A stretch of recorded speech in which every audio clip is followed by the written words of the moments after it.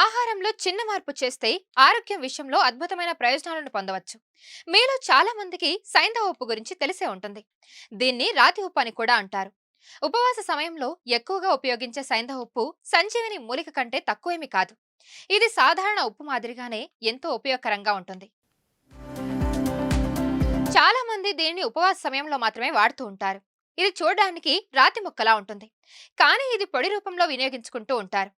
ఇందులో sodium, potassium, calcium, magnesium, iron వంటి 80కి పైగా ఖనిజాలు ఉంటాయి. ఇది శరీరంలో ఎలక్ట్రోలైట్స్ లోపాన్ని తగ్గిస్తుంది.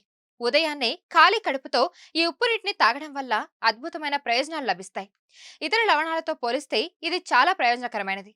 కానీ అధికంగా వినియోగిస్తే మాత్రం రక్తపోటు, అలసట మరియు కండరాల బలహీనతకు దారితీస్తుంది.